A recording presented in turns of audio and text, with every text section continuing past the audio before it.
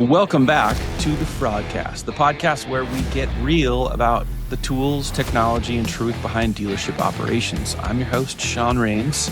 Today, we're exploring one of the buzziest and most understood topics currently in automotive, AI. Have you heard of it? Yeah, everyone's kind of talking about it. It's everywhere from your CRM to your service lane, but is it actually doing anything for your bottom line?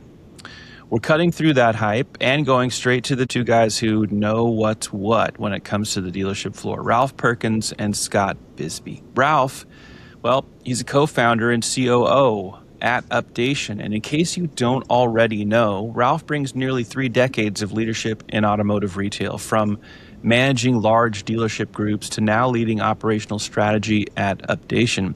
His perspective is grounded in hands-on experience. His vision is to empower dealers through AI-driven clarity, eliminating inefficiencies, fraud, and vendor chaos in a way traditional systems never could.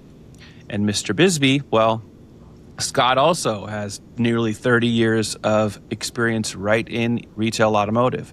Scott Bisbee has built a career defined by operational excellence, leadership, and people-first culture.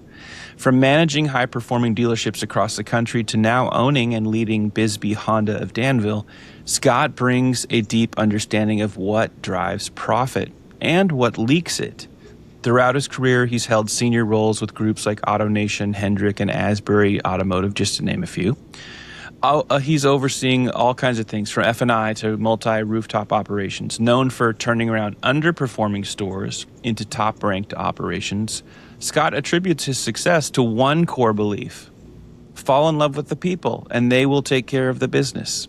Now, as a dealer owner, he's applying decades of those hard-won lessons and exploring how AI tools can support smarter operations without losing the human touch. So, you guys are in for a treat. These are car guys, not just people who say they're car guys and pretend to be car guys. These are car guys that have spent time and are still in the trenches with AI tools, including Updation's technology, to plug profit leaks, automate accounting workflows, and make the back office work a whole lot more efficient. So, is AI the future? I think we already know all that. But is it just a shiny object? How's it really working with dealers? Let's find out. Ralph, I want to hand it over to you and let you start to guide this conversation. And then maybe I'll jump in a little bit, but I'm really looking forward to hearing from you guys today. Welcome to the podcast. Thanks, Sean. Appreciate it. Thanks, guys. Scott, welcome. Thank you so much for taking the time out of your busy schedule to meet with us today. Really appreciate it. Thanks for having me. We're going to jump right in and just go right for it. So a lot of people are throwing around the word, AI, but not everyone's actually using it. What's your dealership doing with AI right now? Right now we're using it in a couple of different areas, but primarily we're seeing that the most success in the accounting area. So one of the things that I like to say, Ralph, is that there's brilliance in the boring. And sometimes it can get a little too boring and a little too monotonous. Things like the AI associated with Updation in particular really is bringing some efficiencies and a really cool set of extra eyes that is helping that. Is I think that aspect of our business immensely. We've got some marketing tools that we use. We've got with some well-known companies that help us with leads and things of that nature. But most of the success is really in the it's really in the fixed, in the back end. So, you wear every hat, right, in the dealership. GM, operations, platform over several auto groups, now owner, you name it, you've done it.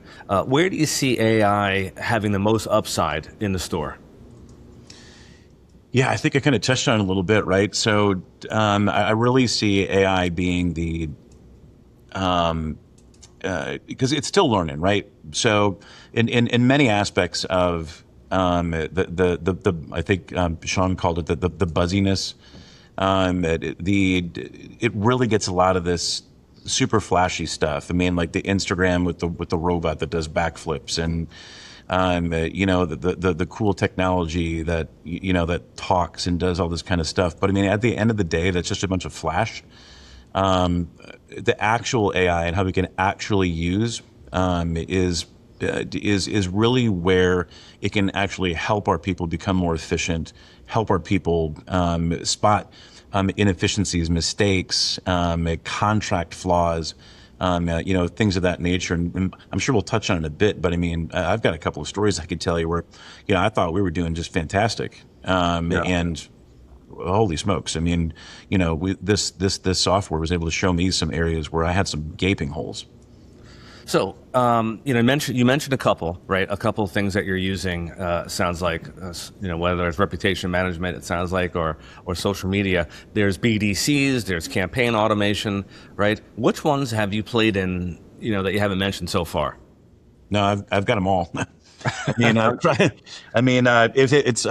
One flaw about me, I guess, that I would say is if it's new and, it's going to be cutting edge, that's, your company, and, some other companies with Leighton, in the past. I mean, if we're going to be on the cutting edge, let's give it a shot.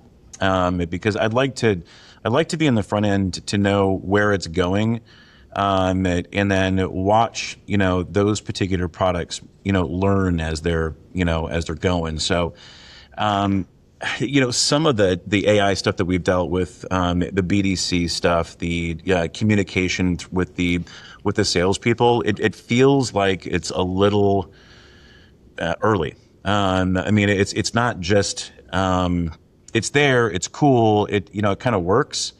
But then it does some really goofy things. I mean, I've seen some of the AI, chat tools go off on weird tangents, schedule appointments for people that don't really want to make an appointment, give, dollar amounts on trades that they don't even have a trade. I mean, really some goofy stuff. So, with the back end, because it's sort of a fixed and we're telling the AI, hey, I want you to look at these contracts. I want you to tell me when they're going to expire. I want you to tell me if there's a variance in the billing. I want you to tell me, is my vendor performing, the way that they're supposed to?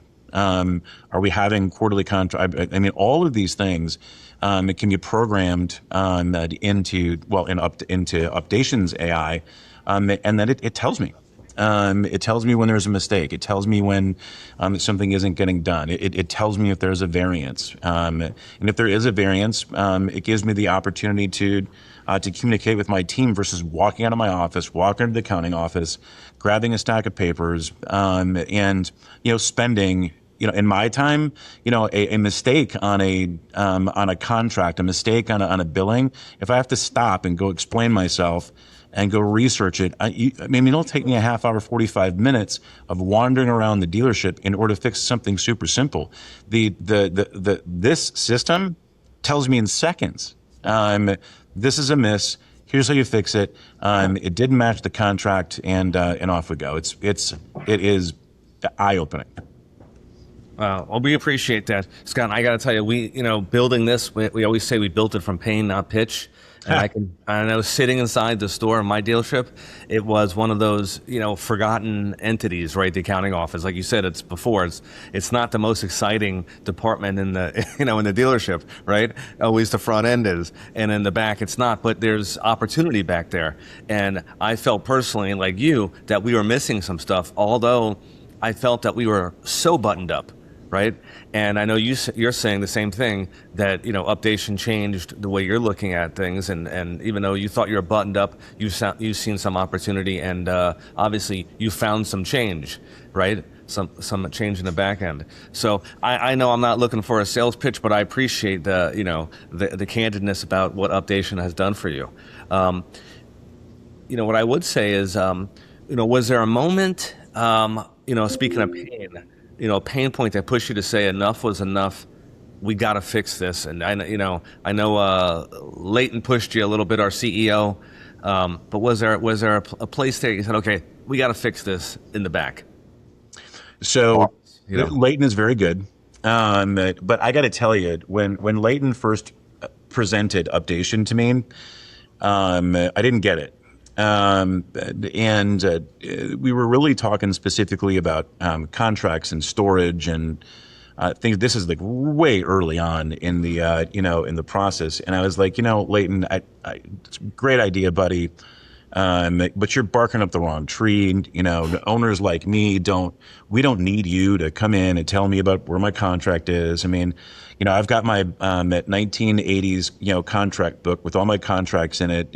I know when they're coming up, and I know what's going on, and so on and so on. Well, we loaded the. I'll just say a quick story. I mean, we loaded the contracts in just to kind of get it started, and we had one vendor, which was a bug vendor.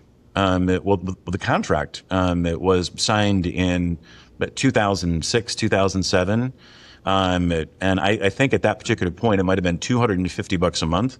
Well, just creep by creep by creep by creep. Now we're paying almost $800 for the same company. There was no variation in the contract. Now, does the bug company deserve an increase over 20? For sure. But the fact of the matter is, it's just drip by drip, prick by pinprick. We just wound up paying more. And I'm the guy that's got the stack of papers for payables and goes one by one by one and signs every check. So the fact of the matter is, over the course of time, when you're looking at your one bill and it went up $10 and you've got 40 checks in your hand, that $10 doesn't resonate. I mean, it's the same amount over and over again, so you start to miss it. It's the big ones that jump like $1,000 where you start to go, oh, wait a minute, that's a problem. Well, I mean, if you look at some of these the mat vendors, the uniform vendors, the bug guy, all of this leakage it's not thousands at a time, but it's thousands over the course of time. And that's by 1,000 cuts. Yeah. So that's where Updation steps in and says, hey, by the way, you're bleeding right here. Go take a look at this contract because this is a variance. This doesn't make sense. This isn't what you agreed to.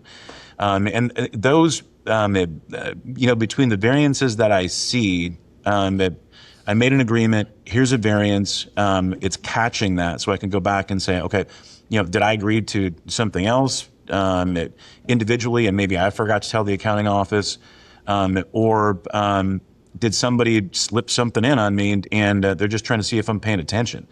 The AI specifically with Updation is extremely good at catching all of that stuff. And I have to admit, I had to check my ego with Leighton when the software started going in and telling me that I wasn't as buttoned up as I thought it was. Yeah. Well, I can tell you, I remember those check signing ceremonies. My checks were up to here, right? And I'm like you, Scott. I'm looking at every single one, and $10, $50. I'm not pausing. I'm signing it, right? Especially for a bug company. So, maybe we need an extra spray this month. Right. There's nothing. You're not going to stop when you have 200 checks to sign for $50 or $10, like you said. I'm with you. So, I always felt that I was missing something too. I have the ego just like everybody else does in our business, that we're perfect. So you mentioned earlier that, you had looked at an AI agent for reputation management, and you said that they were sending information off that maybe sounds like robotic, right? That they have a trade, but they didn't have a trade.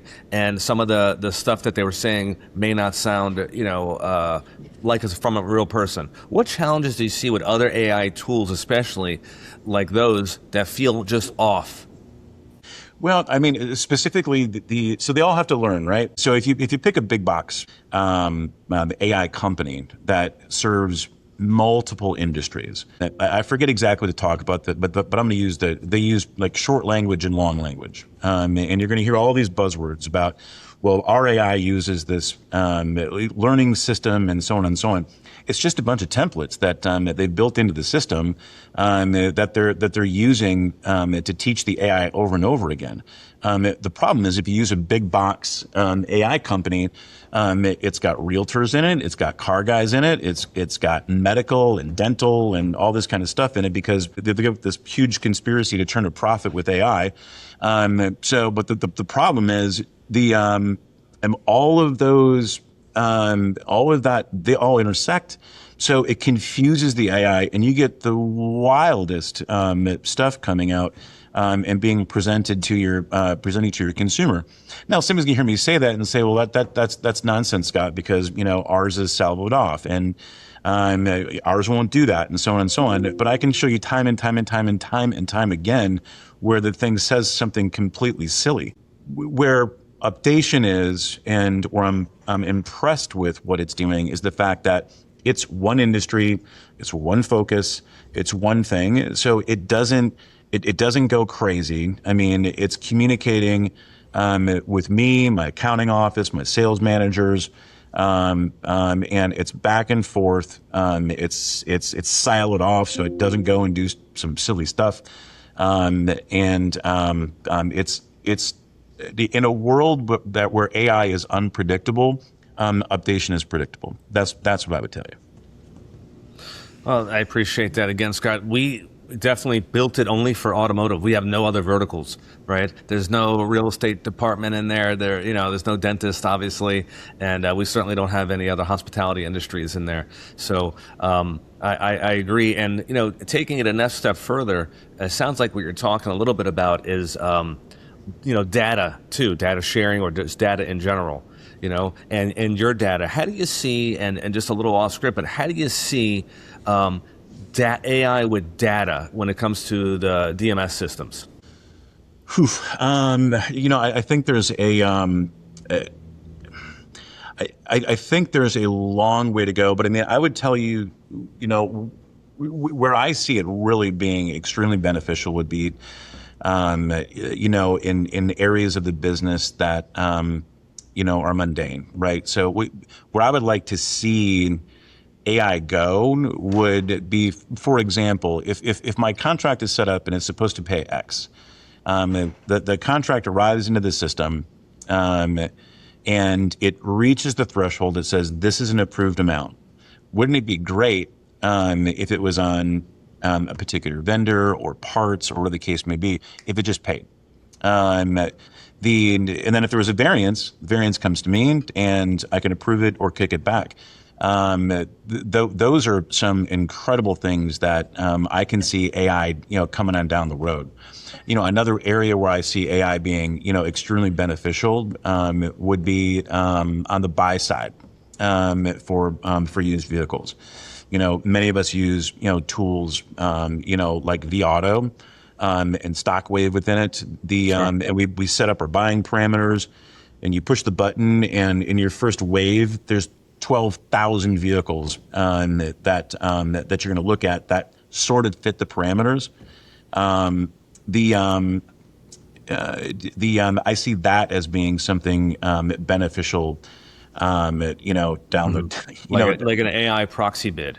Yeah, I mean, well, and then could you go back and take a look and say, hey, these vehicles fit exactly what you're looking for, in addition to the thing coming back down. But yeah, could it hit a proxy bid for you? Could it pull the trigger?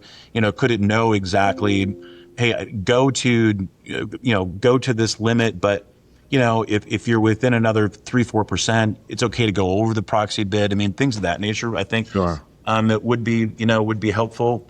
There's some AI training tools out there that I think are coming around that are pretty effective. Where you can talk back and forth and provide scenarios that work. But I think the key thing for me with what I see developing with these AI tools is, and I'm sure you're going to see a bunch at NADA, right? I mean, everybody's rebranding. Everything is AI overnight, yeah, right? It's not AI. It's not AI. It's a template. And somebody bolted a bunch of stuff onto a bunch of templates that we did back in the 90s. They're calling it AI. And they're repackaging it and selling it, and because AI is the new buzzword. So I'd be really careful about signing up for for some of the stuff just because it's got the the shiny AI name on it. Yeah, I know. We're talking about data in general, and the DMS data, right? So DMS data back in speaking of the 90s, they used to do that data wash. And I looking at data now being an opportunity in the AI space, and with that data wash, they would do, okay, we're going to go ahead and wash your data, but then they would give you two different folders of information, and you had to match it manually, right? And then, okay, fast forward in the 2000, they came out with, all right, now we're going to do it, and you don't have to do anything, but they only matched, if it was exact name, exact address, exact phone number, exact email. If one thing was off, they weren't matching it, right? There was duplication in there. How do you see, the DMSs, changing, or maybe they're going to rebrand as well on stuff when it comes to data, inside your system, the true value of a customer, knowing that it's one customer and they have all these touch points within the household, right? And it's not 6 different people: the wife, the husband, the son, the daughter, right? The dog. Everybody's got a profile in there. Man, it's such a great question, and it's so broad. I would love to see, I'd love to see, AI, come in and actually identify all those points, and put them, into a nice little box for me with a bow. The tough thing about the DMSs though is access to the, DMS. From outside is really tough. Gaining access through CDK or Reynolds, it's really archaic. In order for these companies to come in. Now, if you have a company that's a little more progressive, and it can open up some of the those connections. I can see where AI would be phenomenal in connecting all of those particular touch points. Because just like I mentioned with the buy side with wholesale and whatnot, that would be fantastic if it come in and actually make all those connections and communicate and hey, remind your service and sales associates that there's an opportunity, and here's actually what the opportunity is. Can you imagine if we're actually able to call somebody with efficiently with solid data and tell somebody, hey, here's exactly how this is going to benefit you, without, because we can do some of that now, but I mean, we still have to make some assumptions. We still have to make some guesses. A lot of times we get it right, but in those instances where we get it wrong, we look like a bunch of ding-dongs. So, I mean, where AI can come in and help clean up that data, it really provides some additional credibility between us and our clients. So you mentioned rebranding before. So, you've bought a lot of tools over the years, right? You across platforms, not just your dealership. How do you know when it's legit? Like, what's the telltale for you? How do you know it's legit? Well, I think, like I mentioned before, I mean, I'm not afraid to jump on something early, and watch it grow. I really think that something is legit when the support is consistent. So every single company out there has got a very good sales associate that's very good explaining how the widget of the day is going to change your life and make everything easy and automated so that you don't have to do anything ever again, except sit at home and wait for the check to get mailed in. The difference between an exceptional company that's legit and the company that is selling you snake oil is the fact that after the salesperson has handed off the product, every single person that is within that company is actually delivering on the legitimate sales pitch and what you signed up for.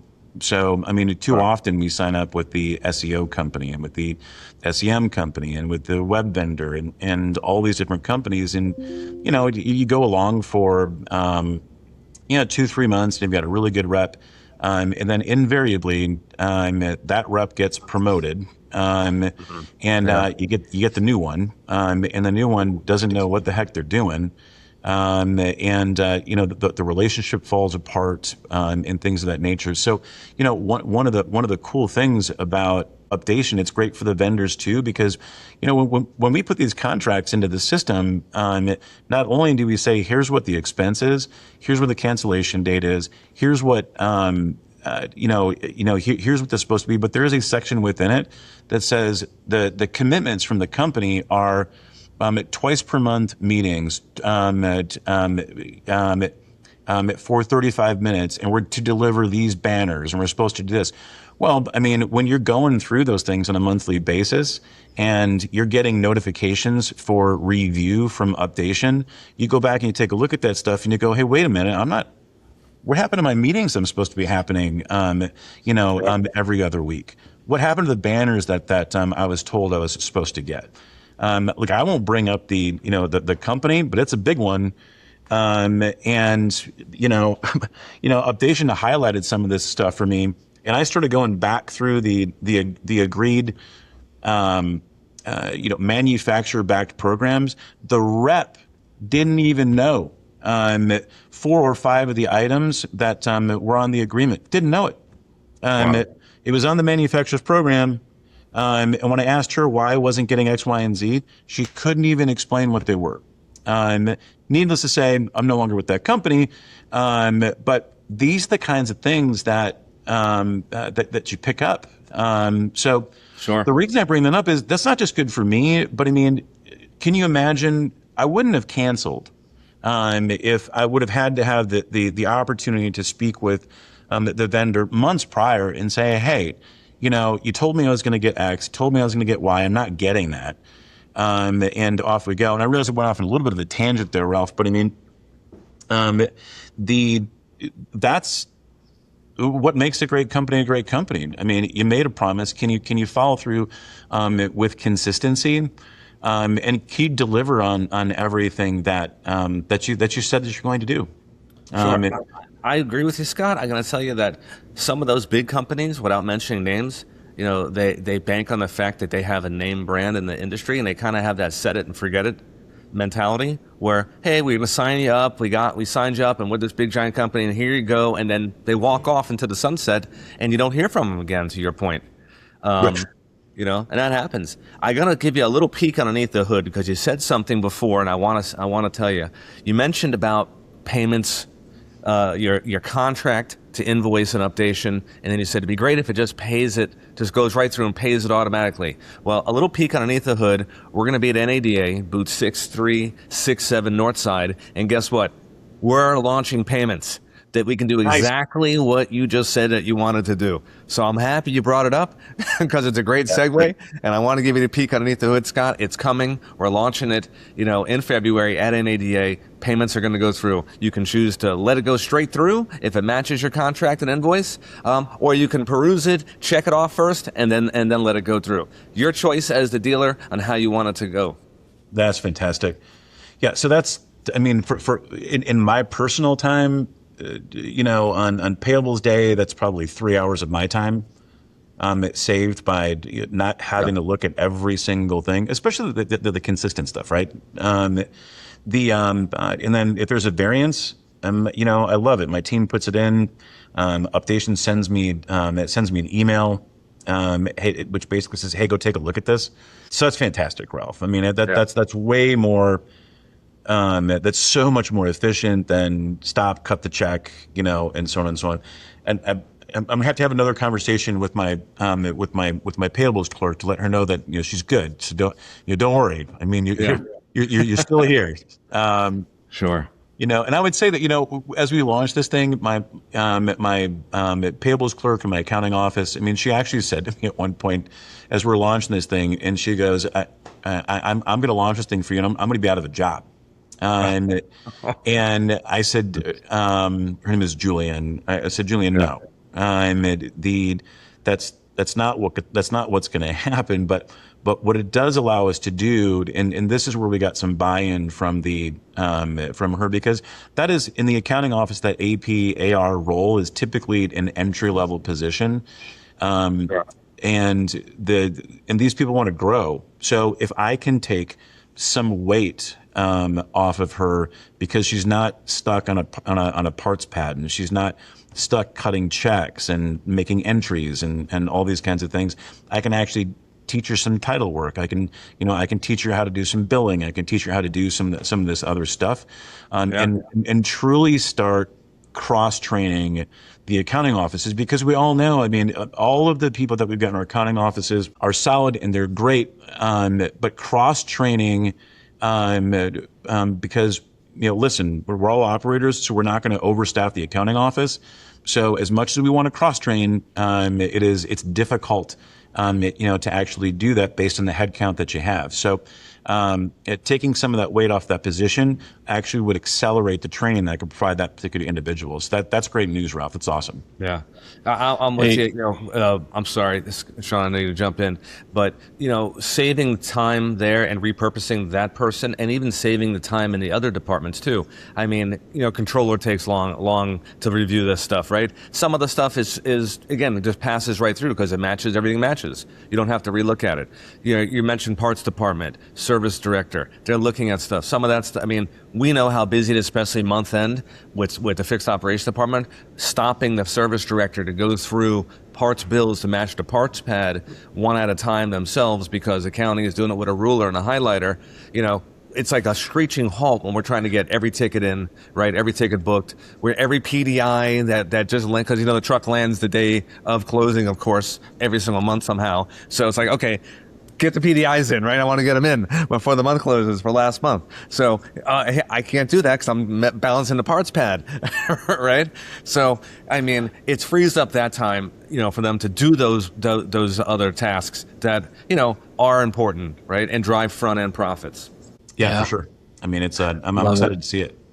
This is good stuff, guys. I want to jump in and ask Scott a couple questions before we have to conclude. But one of them is, I'll let you answer either of these, but I'm curious to know if there's a moment where AI's caught something that your team didn't. I'm also really curious to know, how are you using AI personally? Because I find that a lot of dealers like you are actually teaching. They've been learning. And I'd love it if you could share a little bit on those two questions. So I think I can answer both. So where the software is helping me catch stuff is kind of like I kind of touched on it earlier with the bug vendor. There are also instances where I've sent a contract. And shame on me, I blew through the contract. You see so much boilerplate language, because it's always the same with the master service agreements. So, I mean, it's 15 pages of the same goop, right? Unfortunately, there's always a couple of lines in there that if you don't catch them, you get stuck. So I signed up with a vendor, a big box vendor. I read the line. I saw it in my mind's eye. I read it. It said month to month. And I was like, hey, this is easy. I'll give it a shot. After all, it's month to month. Well, the next line, on the contract, was, if you don't cancel in the first month, it automatically renews for 6. And then if you don't cancel before the other 6, it extends for another 6.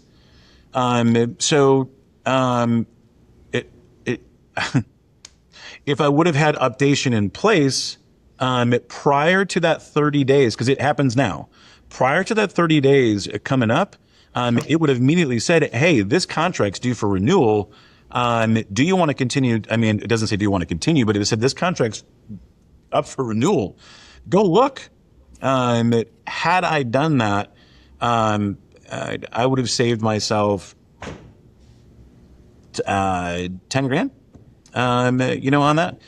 So in the grand scheme of things, 10 grand is enough to break the wagon, but it's $10,000. In order to get that back, I've got to put $40,000 on gross in order to get a return on that $10,000. That's frustrating. So that's just one area that it's catching. That contract language, vendor cost creep. One thing that's catching a lot of is the carryover from COVID, the transportation charges. That they're not on the invoice, they're not on the agreement, but then next thing you know, you get a $150 trip charge. That wasn't part of the agreement. It's catching all that stuff because it doesn't match, right? So now I'm able to pick up the phone call and say, hey, this isn't part of our deal. So do you want to renegotiate, or what are we doing? Because now I've got 100, and then no, we're sorry, we'll take that off. But if you're not catching that stuff and it's just passing through, it's 150. Just over and over and over again. And those are the items that it's picking. And it may sound small. It's 150 here, it's 50 here. But over the course of 1,000 payables, you're talking thousands of dollars that are just leaching out. They're just leaking out the bottom of the bucket. And you don't have to do that. And I don't have to run around and try to do it because, quite frankly, I'm not going to do that. I'm not going to go and chase for $50, $60. But now that I know that it's there, I don't have to waste the money. Sean, personally, I love the Copilot. I love the Fireflies and the app, that logs into the meetings. Because again, as organized as we are and have to be when you're operating these businesses, sometimes you get lost in the weeds, right? So it's great to have an app like Fireflies or Copilot or the AI that repeats back a meeting to you if you're using any of the online streaming services now. But if you turn those things on and it listens to what you have to say, and then it tells you, hey, your to-do list on this conversation was X, Y, and Z.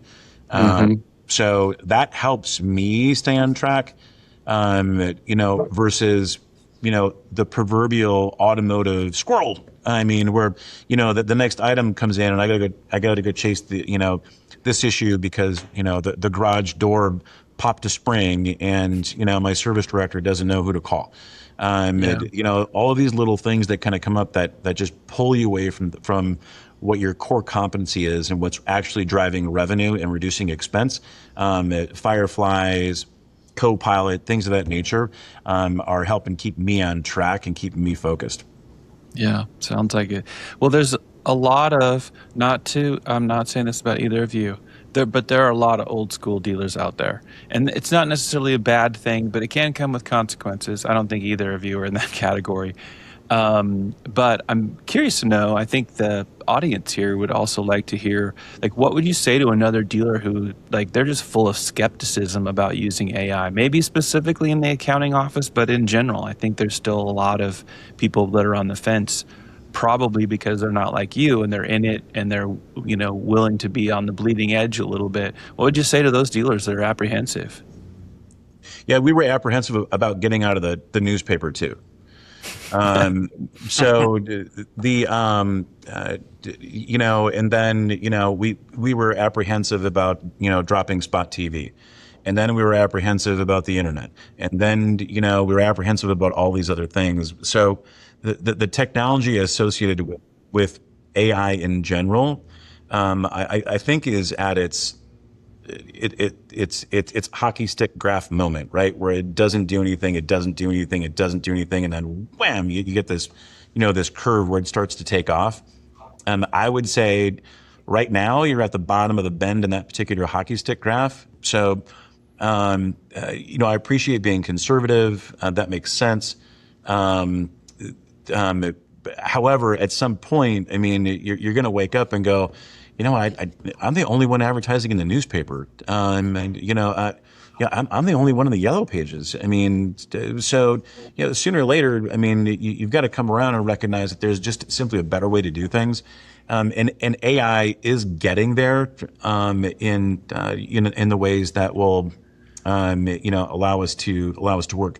And I can tell you this: the safest AI approach, if you just want to dip your toe into the proverbial water, would be an updation system, because it is so focused on its tasks. Right? It's not broad. It's not jumping all over the place trying to solve all the world's problems.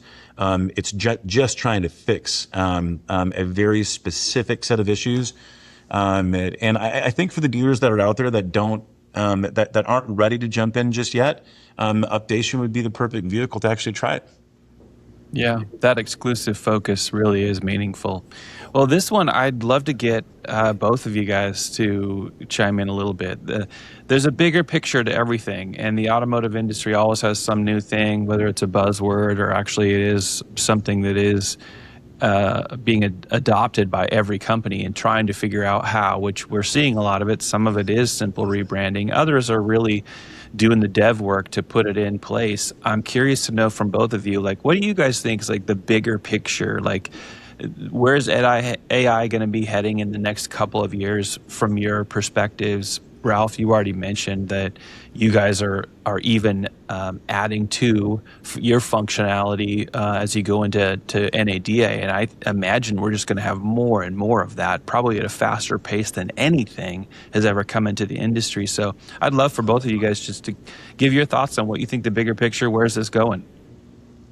Yeah, I think, Scott mentioned a minute ago something that's real important, is that, AI, what I would say is a caution first would be, you can't have it say it's going to do everything, right? There's nothing, you still have to have hard work, and you still have to have, people. You can't say, okay, I'm going to plug AI in and just let the business run itself. Kind of back to what we mentioned earlier about that vendor that set it and forget it. You're not going to be able to set it and forget AI.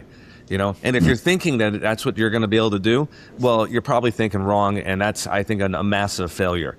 AI is there to be a companion and support your business. It's there to do the mundane tasks, right? So you can reallocate the staff to maybe less mundane tasks, right? More important things, driving the front end business, right? As part of it, maybe chasing down your titles, like Scott mentioned earlier, because that helps drive the front end business, so you can turn those pre-owned cars, right? So I think that the future of AI is going to go from people claiming they can do everything to really finding out that it can't do everything. It's there as a companion, and it can do some things for you. And how you use it, right? Just like you mentioned, newspaper, internet, even the TV, go back as far as the TV, right? Everything supposedly was going to replace how we do business for life, right? You don't need to, back when the internet came out, it was, oh my God, we're never going to make a profit again because the internet tells the customer how much everything costs. I don't know about you, but that's when I came up in this industry, was in the 90s. And guess what? I was very successful doing it. I love the internet. It was a companion. It didn't make it harder for me to make gross. It actually made it easier for me to make gross, because now my client was educated. They knew where the bottom was, right? They know that there had to be a profit there. Same thing here with AI. I think that once it settles down from everybody saying it's going to do everything, it's a companion to help you have a stronger business, right? To be more singularly focused on what you need to achieve. And again, just help, not replace.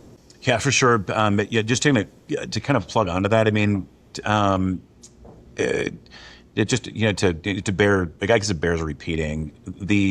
I think AI, to piggyback off of what Ralph said, some of the hesitancy to jump into AI, at least from my perspective, is what if it's successful? What if it's overly successful, and now I've got to go, this is the initial fear, right? So, oh my gosh, so it does AP, it does AR, it's processing my titles. Now I got this weird robot, in my accounting office, and I've fired all my staff because, the robot's taking it. And then you hear the fateful words, on January 31st at midnight, Skynet went live, right? So, that's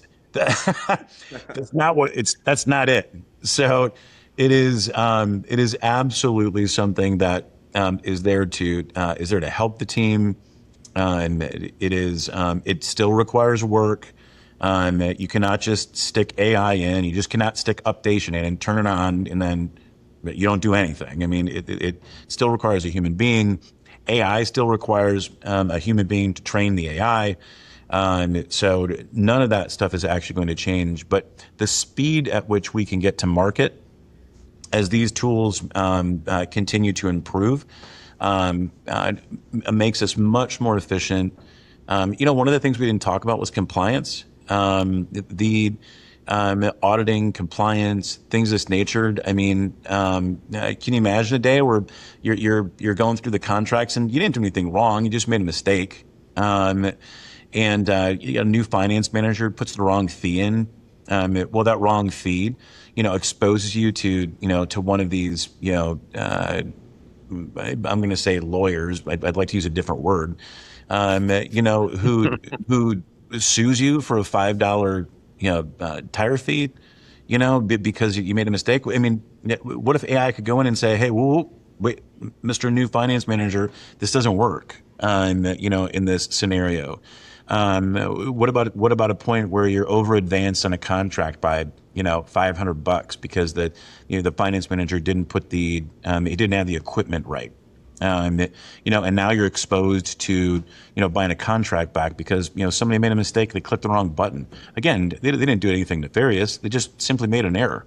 Wouldn't it be great if these AI tools could come in and flag us in real time to keep those sorts of things from actually happening? So, I do see, over the course of time, the ability for AI to really be that layer that actually it is an auditor. It is a it's like Wi-Fi would be in the dealership today. I mean, it's something that you're not gonna do without. I mean, it's just there.